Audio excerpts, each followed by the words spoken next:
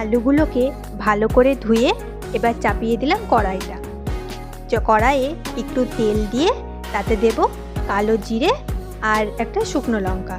এবার সেটাকে কিছুক্ষণ নাড়াচাড়া করেই তারপরে তাতে আলুগুলোকে দিয়ে দেব। তারপরে একটু একটু করে ভাজতে থাকবো। তবে আজকে আলু পোস্তটাকে ভেবেছি একটু ঝোলঝোলই করব। আসলে দুপুরে ভাতের সাথে খাবো তো, সেই কারণে একটু ঝোলঝোল না করলে তখন খেতে অসুবিধা হবে। পুজো তো চলে গেল, এবার যে যার ব্যস্তময় জীবনে আবার ফিরে এসেছে। আচ্ছা, আপনারা যারা যারা এই ভিডিওটি দেখছেন তারা কোথা থেকে দেখছেন বা আপনাদের পুজোটা কেমন কাটলো তা আমাকে কমেন্টে জানাবেন।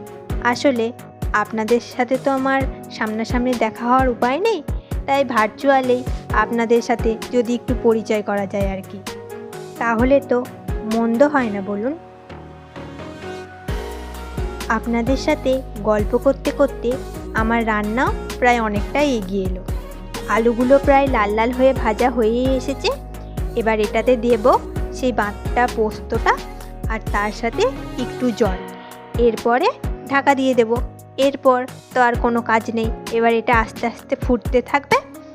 মাঝে মাঝে আমি শুধু একটিবার করে এসে নেড়ে চেড়ে দেখে নেব যে আলুগুলো সিদ্ধ হয়েছে কিনা।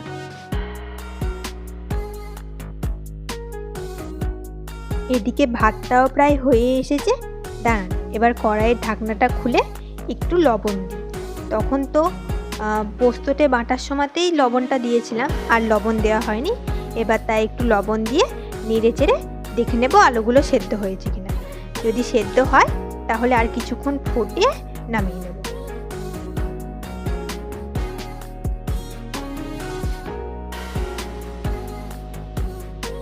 ও না, আলুগুলো এখনো সেদ্ধ হয়নি। দাঁড়ান, আর একটু এতে জল দিই, কারণ জলটা তো প্রায় মরে এসেছে। এবার এতে একটু জল দিয়ে আর কিছুক্ষণ ফুটিয়ে নিই। তারপরে নামানোর সময় দেব একটু চিনি, ওই নুন মিষ্টিটা ব্যালেন্স করার জন্য আর কি।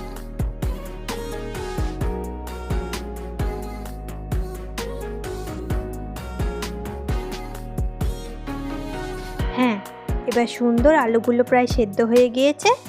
হয়ে গেল রান্না। এবার এটাকে নামিয়ে নিই। তারপর রান্নাঘরটাকে খুব ভালো করে পরিষ্কার করে আমি যাব স্নানে।